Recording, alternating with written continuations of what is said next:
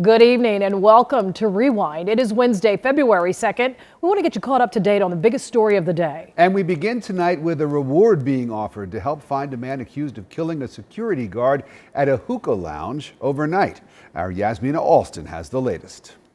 Police trying to track down whomever shot and killed a security guard at a downtown Atlanta bar. APD released these surveillance images of the suspect. Police say the man was asked to leave Encore Hookah Lounge by a security guard this morning. While being escorted out, he reportedly shot the guard. Mayor Andre Dickens says he's planning to take action in response to the violence. And so what I'm going to be doing is having a conversation with that particular club, Encore, because they've been a violator a number of times. This is the first conversation I had this morning at 8 o'clock in the morning. I asked Chief, I said, how many times have they been on your list? He gave me a number, and that number is one too many. So you'll see some action soon. Police say the security guard was only 28 years old. This is not the first shooting outside of Encore. One man was shot at the bar last May. Another man was killed in a shooting last January. One person is dead, another hurt after a shooting at a Southwest Atlanta apartment. And you can see the swarm of officers at the complex on Allison Court. CBS 46's Zach Summers live on the scene. And Zach, you just spoke to police about what happened. Yeah, this is the premiere at 1935 on Allison Court. Much of the investigation centered around, a unit here at the complex. A homicide commander, tell us there was a three-man work crew doing some work inside one of these units when they were confronted by a shooter. Two of the men were shot, taken to the hospital where one of them died. Another person who was a part of the work crew was able to run away. Police right now trying to ID and locate the shooter, but they say their leads are promising. At this point, we are working through the early stages of the investigation. We've done a substantial amount of work here on scene, and we do feel that this case is moving in the right direction. We've recovered some ballistic evidence inside, as well as some electronic evidence that we do think will play a vital role in the case. And right now, detectives talking to witnesses who may have saw what happened. We do know the victim who died is a 43-year-old man. That's the latest from here. For now, live in Atlanta, Zach Summers, CBS 46 News. Some state lawmakers pushing to keep politicals out of your child's school. New legislation passing the Senate today would make school board elections nonpartisan. The bill centered around Georgia's largest school district, Gwinnett County. Lawmakers arguing partisan boards distract from education. CBS 46's Haley Mason live at the state capitol with the story for us. Haley. Rick, it's interesting that a conversation about partisanship actually turned into a pretty divisive conversation between the delegates and the Gwinnett County delegation. Well, either way, we know that it passed the Senate, and now the whole issue will head to the House on whether the Gwinnett County School Board should be partisan or not. We need to remove party from the equation. State Senator Clint Dixon has passed a bill through the Senate that he says has been a top concern for him since taking office. Partisanship should have no place on our school board and in our schools. Senate Bill 369 removes political party affiliations from the Gwinnett County School Board elections, making them nonpartisan elections. It started with the unwarranted firing of our longtime school superintendent, Alvin Wilbanks. Dixon says Gwinnett schools have dropped in some polls, and he wants to see educators focusing on closing the education gap that's grown through the pandemic. We've got major issues, like I said, with the firing of Alvin Wilbanks, and then also with the curriculum that some of the board members are trying to implement in our school system.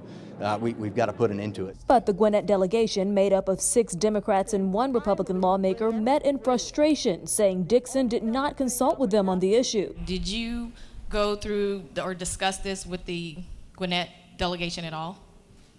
Yes, I have. Of the 5-member board, how many of them are in agreement with this bill? I would say at least 2 are. On record? I am not convinced that necessarily changing the school board from partisan to nonpartisan is going to result in any leadership changes that will impact the classroom. The Democratic delegates proposed amendments to allow Gwinnett voters to decide for themselves by voting on a referendum. The delegates also tried to make the change a statewide rule, not just for Gwinnett. Dixon opposed both amendments, and they both failed on the Senate floor, his bill passing as written. And I assure you that if the author of the bill had brought the bill to the full delegation, to all 7 of us, we would have been happy to discuss it with him. We may have even been happy to vote in favor of it advancing. Democrats said that they don't fundamentally disagree that school board should be nonpartisan, but they thought that it should be left up to the Gwinnett County voters to decide for themselves. But Dixon said he didn't believe that was the case, that it was too important an issue to put to a referendum, so it moves forward to the House with lawmakers deciding for Gwinnett County. Reporting live at the state capitol, Haley Mason, CBS 46 News. Nearly 40 people left homeless. Fire crews back on scene just one day after a massive fire at the Wesley Providence Apartments in DeKalb County. The images you see here, devastating. Wow. CBS 46's Megan Packer is live in Stonecrest tonight, hearing from residents who are now trying to figure out what to do. Megan. Rick, it is tough to see out here, and these residents are trying to figure out if there may be anything that they can salvage inside some of these apartments that are charred. They are getting some help tonight from their management here and from the Red Cross, but still so many are in just disbelief. Fourth one on the top, I'm the one right behind. A lifetime of belongings and memories gone in an instant. Family heirlooms, stuff from when my daughter was born. Carl Todd is thankful nobody was hurt in Tuesday's fire at the Wesley Providence Apartments in Stonecrest, but some of what he had inside is priceless. Pictures and all the memories and stuff like that.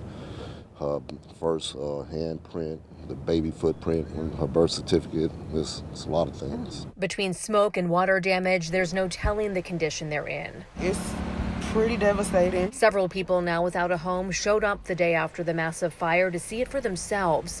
Some had renter's insurance, others did not. Thank God we got family, but some people may not have family. I don't know, I'm scared, because I don't know how to rebuild from nothing. The Red Cross is helping 37 people displaced by the fire, and the apartment management is putting people up in a hotel for 2 nights. Fire crews remained on scene throughout the day after a night of putting out hot spots.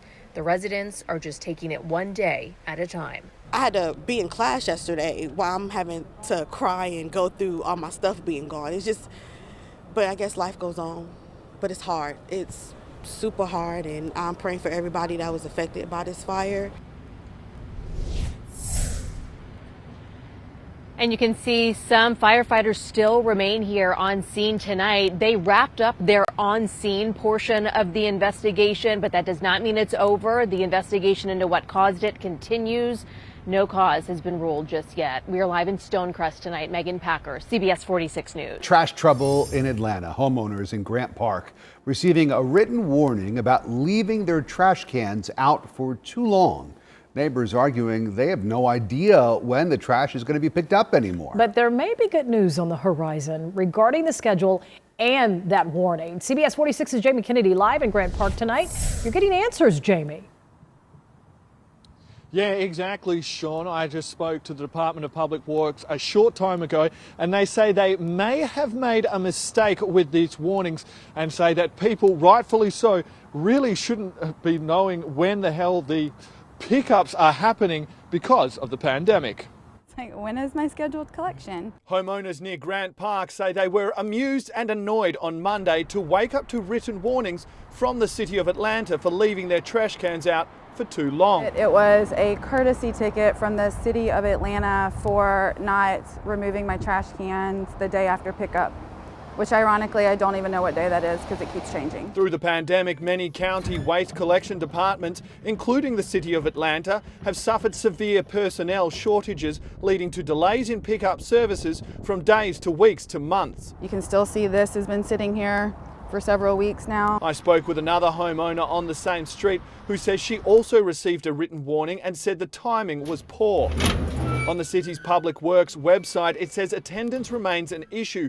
Recycling and yard trimmings will be provided based on staffing availability. However, the city was aiming to resume regular services by January 31st, the same day the neighbourhood received their warnings. I feel like they want grace in the situation. Like, everyone's out with COVID, I get it, but if they want grace, they need to give it. At the bottom of the warnings, it says homeowners have 24 hours to correct the issue or legal action will be taken against them. It's just the comedy and the irony of, I don't know when 24 hours is if your day keeps changing on when you pick it up and if you pick it up at all.